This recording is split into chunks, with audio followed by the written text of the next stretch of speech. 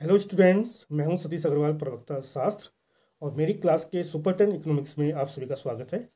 पिछली वीडियो में हमने अर्थव्यवस्था और आर्थिक क्रियाओं के बारे में बातचीत की थी और इस वीडियो के अंदर हम 10 महत्वपूर्ण कंसेप्ट लेके आ रहे हैं अर्थव्यवस्थाओं के प्रकार के बारे में।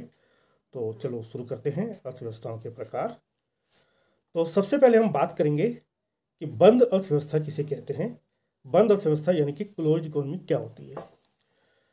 तो वह अर्थव्यवस्था जिसका संबंध अन्य अर्थव्यवस्थाओं से नहीं होता है उसे हम बंद अर्थव्यवस्था कहते हैं।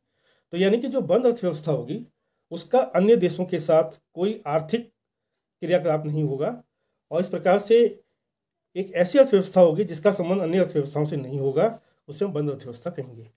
अब अगर अर्थव्यवस्था बंद है तो अन्य देशों से जब उसका कोई संबंध नहीं होगा तो बंद अर्थव्यवस्था में विदेशी व्यापार भी नहीं होगा। तो इस प्रकार से बंद अर्थव्यवस्था में विदेशी व्यापार नहीं होता है। आजकल जो समय चल रहा है उसमें कोई भी अर्थव्यवस्था बंद अर्थव्यवस्था नहीं है। अब अगला जो कंसेप्ट है जिसके बारे में डिस्कस करने जा रहे हैं वो है खुली अर्थव्यवस्था या ओपन इकोनॉमी। तो हमारा अगला प्रश्न है कि खुली अर्थव्यवस्था किसे कहते हैं। तो खुली अर्थव्यवस्था बंद अर्थव्यवस्था की ठीक विपरीत होती है। तो वह अर्थव्यवस्था जिसका संबंध अन्य अर्थव्यवस्थाओं से होता है खुली अर्थव्यवस्था कहलाती है। तो चूंकि खुली जो अर्थव्यवस्था है उसका संबंध अन्य देशों की अर्थव्यवस्थाओं से होता है, आर्थिक लेन देन होता है अन्य देशों की अर्थव्यवस्थाओं से, इसलिए खुली अर्थव्यवस्था में विदेशी व्यापार होता है। आधुनिक समय में विश्व की जितनी भी अर्थव्यवस्थाएं हैं वे सभी खुली अर्थव्यवस्थाएं हैं। अगला जो महत्वपूर्ण कंसेप्ट है वो है पूंजीवादी अर्थव्यवस्था के बारे में। तो हमारा अगला प्रश्न है पूंजीवादी अर्थव्यवस्था किसे कहते हैं। तो वह अर्थव्यवस्था जिसमें आर्थिक संसाधनों पर निजी अधिकार होता है। प्राइवेट जो कंपनी होती हैं, प्राइवेट लोग होते हैं या इंडिविजुअल जो लोग होते हैं उनका अधिकार आर्थिक संसाधनों पर होता है तथा आर्थिक निर्णय मांग एवं पूर्ति की सापेक्षिक शक्तियों के आधार पर होते हैं। तो ऐसी अर्थव्यवस्था को हम पूंजीवादी अर्थव्यवस्था कहेंगे। तो इस प्रकार से जो पूंजीवादी अर्थव्यवस्था होती है उसकी विशेषता ये है कि आर्थिक संसाधनों पर निजी अधिकार होता है, निजी स्वामित्व पाया जाता है। आर्थिक जो निर्णय होते हैं डिमांड एंड सप्लाई की जो फोर्सेज हैं, मांग और पूर्ति की जो शक्तियाँ हैं उनके आधार पर होते हैं। पूंजीवादी अर्थव्यवस्था में सरकारी हस्तक्षेप नहीं होता है। पूंजीवादी अर्थव्यवस्था को हम बाजारवादी अर्थव्यवस्था भी कहते हैं क्योंकि इसमें बाजार का प्रभुत्व पाया जाता है। फॉर एग्जाम्पल संयुक्त राज्य अमेरिका की अर्थव्यवस्था, फ्रांस, ब्रिटेन आदि देशों की जो अर्थव्यवस्थाएं हैं ये पूंजीवादी अर्थव्यवस्थाएं हैं।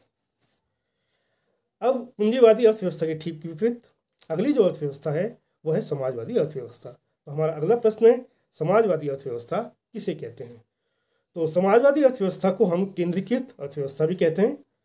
ये वो अर्थव्यवस्था है जिसमें आर्थिक संसाधनों पर केंद्रीय सत्ता या सरकारी सत्ता का पूर्ण नियंत्रण होता है और आर्थिक जो निर्णय है वो केंद्रीय सत्ता के द्वारा लिए जाते हैं या सरकार द्वारा लिए जाते हैं।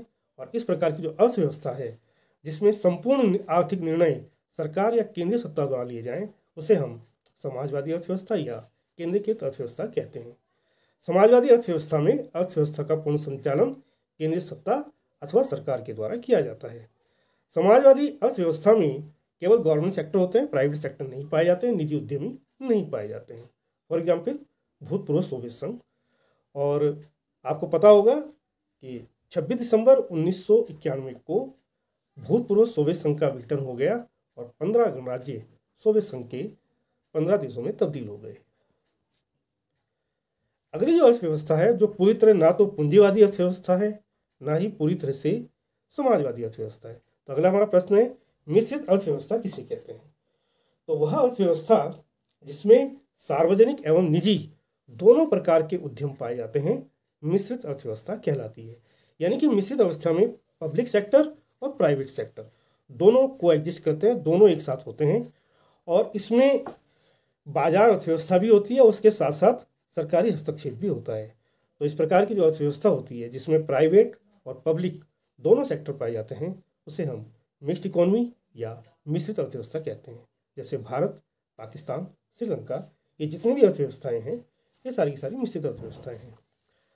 अब अगर हम विकास के आधार पर अर्थव्यवस्थाओं की बात करें तो हमारी जो अगली अर्थव्यवस्था है, अगला जो कंसेप्ट है वो है विकसित अर्थव्यवस्था किसे कहते हैं। तो विकसित अर्थव्यवस्था वह अर्थव्यवस्था है जिसमें आर्थिक और मानवीय संसाधनों का पूर्ण और कुशलतम उपयोग किया जाता है।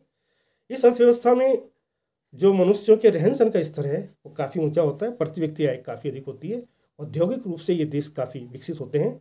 तो विकसित अर्थव्यवस्था वाले देशों को हम विकसित देश भी कहते हैं। इन देशों को प्रथम दुनिया के देश भी कहते हैं। For example Switzerland, Norway, USA, France, Britain आदि ये सभी विकसित अर्थव्यवस्था वाले देश हैं। अगला जो महत्वपूर्ण कंसेप्ट है वो है विकासशील अर्थव्यवस्था से। तो विकासशील अर्थव्यवस्था हम किसे कहेंगे? तो वे अर्थव्यवस्थाएं जिन्होंने विकास की उच्चतम अवस्था को तो प्राप्त नहीं किया है, परंतु जो निरंतर विकास की ओर अग्रसर हैं उन्हें हम विकासशील अर्थव्यवस्था कहते हैं। जो विकासशील अर्थव्यवस्था वाले देश हैं इन्हें विकासशील देश कहा जाता है। विकासशील देशों को तीसरी दुनिया के देश भी कहा जाता है। फॉर एग्जाम्पल भारत, पाकिस्तान, श्रीलंका आदि। तो ये जो देश हैं ये विकासशील देश हैं। ये विकास की ओर निरंतर अग्रसरित हैं, बढ़ रहे हैं, परंतु अभी तक विकसित देशों की बराबरी इन देशों ने नहीं की है। अगली जो अर्थव्यवस्था है क्लासिफिकेशन के हिसाब से उसे हम बोलते हैं अति पिछड़ी अर्थव्यवस्था, हाईली बैकवर्ड इकोनॉमीज। तो अति पिछड़ी अर्थव्यवस्था किसे कहेंगे? वे अर्थव्यवस्थाएं जो विकास की निम्नतम अवस्था में हैं अति पिछड़ी अर्थव्यवस्थाएं कहलाती हैं। और जो अति पिछड़ी अर्थव्यवस्था वाले देश हैं उन्हें अति पिछड़े देश कहते हैं। इन देशों को चौथी दुनिया के देश भी कहा जाता है। और ये जो देश हैं इन देशों में गरीबी, भूखमरी, बेरोजगारी, सामाजिक एवं आर्थिक अपराध व्यापक स्तर पर पाए जाते हैं। फॉर एग्जाम्पल सूडान, रवांडा आदि ये देश ऐसे हैं जो भूखमरी के कगार पर हैं। तो इसलिए ऐसे देशों को हम अति पिछड़ी अर्थव्यवस्था वाले देश कहते हैं। अभी हमने बात की प्रथम दुनिया के देशों की, तीसरी दुनिया के देशों की, चौथी दुनिया के देशों की। तो यहाँ से एक अति महत्वपूर्ण प्रश्न उठता है कि आखिर दूसरी दुनिया के देश किन्हें कहेंगे? तो दूसरी दुनिया के देश किन्हें कहते हैं? तो दोस्तों जो समाजवादी अर्थव्यवस्था वाले देश हैं उन्हें दूसरी दुनिया के देश कहा जाता है। तो आपकी जानकारी के लिए बता दूं, जो भूतपूर्व सोवियत संघ था उसमें जो व्यवस्था थी समाजवादी अर्थव्यवस्था थी। और शीत युद्ध के बाद सोवियत संघ और इसके खेमे के जो समाजवादी देश थे इनको दूसरी दुनिया के देश कहा जाता था, जैसे रोमानिया, पोलैंड, चेकोस्लोवाकिया, ये सब दूसरी दुनिया के देश थे। लेकिन होता क्या है कि 26 दिसंबर 1991 को सोवियत संघ का 15 गणराज्यों में विघटन हो गया आधिकारिक रूप से और सोवियत संघ का अस्तित्व समाप्त हो गया। कहा जाता है कि सोवियत संघ के अस्तित्व की समाप्ति के बाद दुनिया से समाजवाद या साम्यवाद समाप्त हो गया है।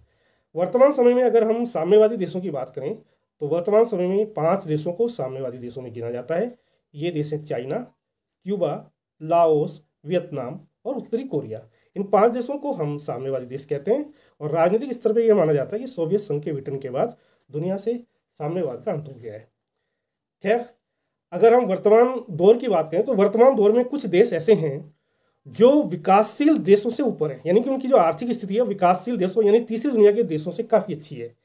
लेकिन साथ साथ विकसित देशों से थोड़ा सा नीचे है। जो विकसित देश हैं दुनिया के, संयुक्त राज्य अमेरिका, फ्रांस, ब्रिटेन आदि, इनसे थोड़ा नीचे हैं। तो वर्तमान समय में ऐसे देश जो तेजी से तरक्की कर रहे हैं, विकासशील देशों से काफ़ी आगे निकल चुके हैं, उन्हें दूसरी दुनिया के देश कहा जाता है। फॉर एग्जाम्पल टर्की, दक्षिण अफ्रीका और आपका थाईलैंड। ये जो देश हैं इन्हें बढ़ते हुए बाजार वाले देश भी कहा जाता है। तो इस प्रकार से विकसित और विकासशील देशों के बीच की जो कड़ी है उन्हें हम दूसरी दुनिया के देश कहते हैं। और अब इस वीडियो का अंतिम प्रश्न, मुक्त अर्थव्यवस्था या फ्री इकोनॉमी किसे कहते हैं? तो वह अर्थव्यवस्था जिसमें किसी भी प्रकार का बाहरी या सरकारी हस्तक्षेप नहीं होता है, कोई इंटरफेयर नहीं होता है इकोनॉमी के अंदर, तो ऐसी इकोनॉमी को हम फ्री इकोनॉमी या मुक्त अर्थव्यवस्था कहते हैं। इस प्रकार की जो अर्थव्यवस्था होती है ये स्वतः स्फूर्त यानी सेल्फ सस्टेन्ड होती है और इसको ऑटोमेटिकली इक्विलिब्रियम पोजीशन में लाना होता है। जो क्लासिकल इकोनॉमिस्ट थे, प्रतिष्ठित अर्थशास्त्री, ये अर्थशास्त्री अर्थव्यवस्था के सफल संचालन के लिए किसी भी प्रकार के बाह्य अथवा सरकारी हस्तक्षेप का विरोध करते थे। और क्लासिकल इकोनॉमिस्ट की इस पॉलिसी को, इस नीति को अहस्तक्षेप नीति या लेसेस फेयर पॉलिसी भी कहा जाता है। आपको बता दूं, जो क्लासिकल इकोनॉमिस्ट हैं उनकी जो थ्योरीज है, उनके जो सिद्धांत हैं, उसमें लेसेस फेयर पॉलिसी एक बहुत ही इंपॉर्टेंट कंसेप्ट है। तो ये लेसेस फेयर पॉलिसी का मतलब ये हुआ कि अर्थव्यवस्था में किसी भी प्रकार का बाहरी या सरकारी हस्तक्षेप नहीं होता है और अर्थव्यवस्था अपने आप संतुलन की अवस्था को प्राप्त करती है। तो मुझे उम्मीद है कि आपको ये वीडियो पसंद आया होगा, काफ़ी जानकारी आपको इससे मिली होगी। स्टूडेंट, पिछले वीडियो में जब हम उत्पादन क्रिया के बारे में पढ़ रहे थे तो उसमें बोलते समय थोड़ी सी त्रुटि हो गई। वो जो वित्तीय वर्ष की हम बात कर रहे थे, वर्तमान वित्तीय वर्ष की, तो वर्तमान वित्तीय वर्ष 1 अप्रैल 2025 से 31 मार्च 2026 है। जो गलती से हमने उसको 31 मार्च 2025 बोल दिया है, उसको थोड़ा सा आप संशोधित कर लें। और मुझे उम्मीद है अगले वीडियो में भी हम इसी प्रकार से महत्वपूर्ण सुपर 10 क्वेश्चंस आपके लिए लाते रहेंगे। वीडियो को देखते रहिएगा। अगर आपको पसंद आए तो इसको लाइक और सब्सक्राइब कीजिएगा और अपने दोस्तों को इसको शेयर कीजिएगा।